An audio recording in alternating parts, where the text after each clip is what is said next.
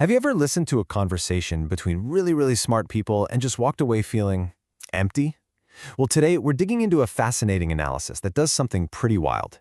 It takes a high-level political panel and peels back all the layers to reveal this hidden metaphysical conflict that's bubbling just under the surface. So let's dive in and see how one conversation can actually reveal two completely different versions of reality. All right, so here's our roadmap. We're going to start with the puzzling conversation that kicked this whole thing off. Then, we'll get to the big reveal about what was really being debated. After that, we'll break down the two conflicting worldviews, look at a kind of scorecard for one of them, and then explain exactly why it all felt so hollow. And to wrap it all up, we're going to connect this to one of the biggest questions of our time, the future of AI. So, let's set the scene.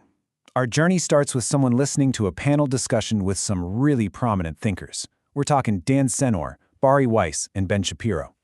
And they're tackling these huge issues, things facing the Jewish world, the American political landscape, but something just felt off.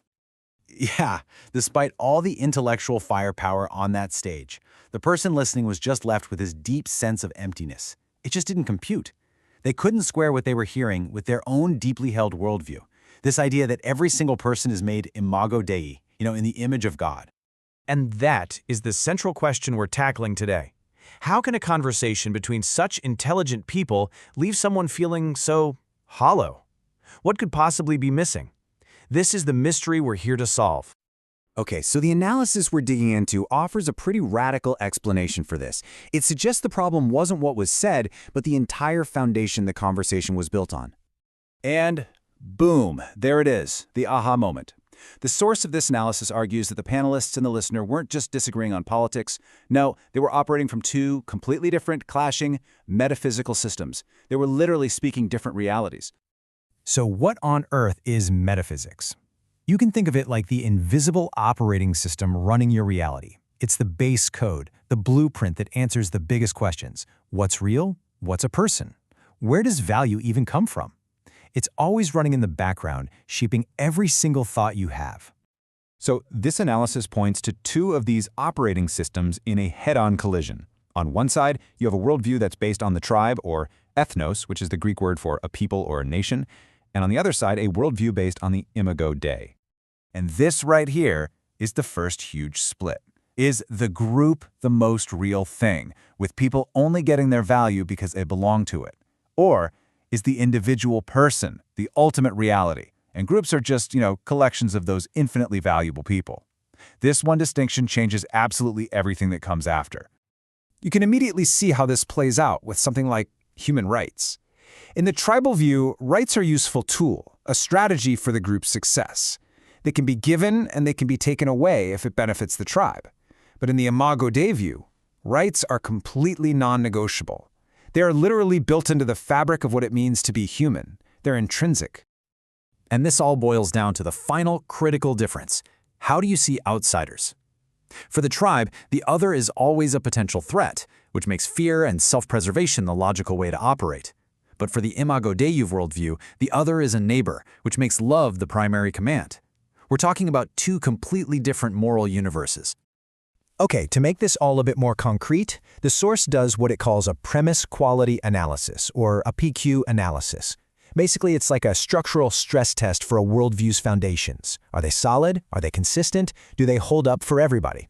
And it creates this scorecard to assess the tribal view that was presented by the panel.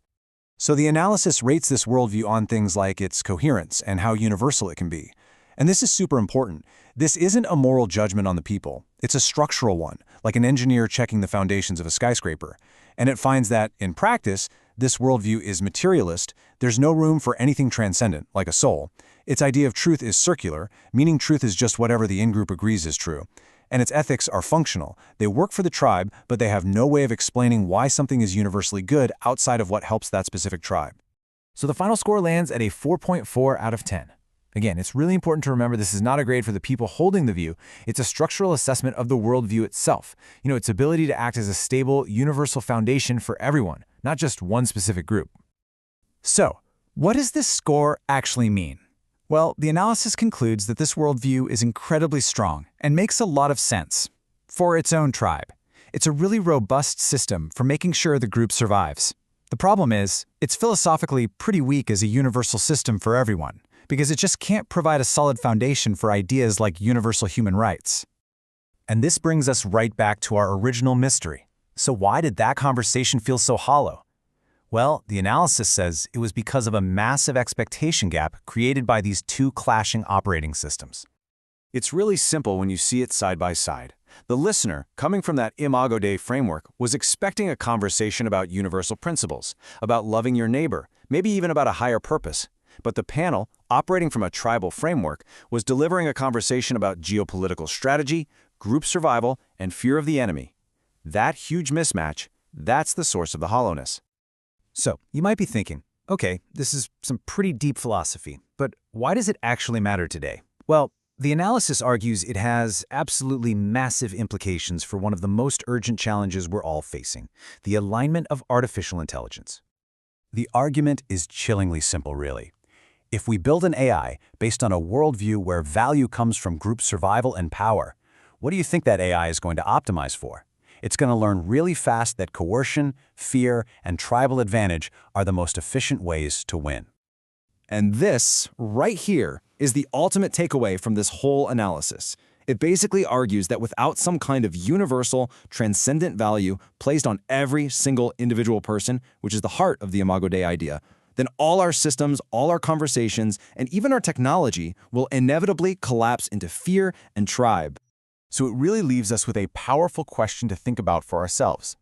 When you stripped everything else away, what's the fundamental true north that grounds your view of the world, your view of value, and your view of other people?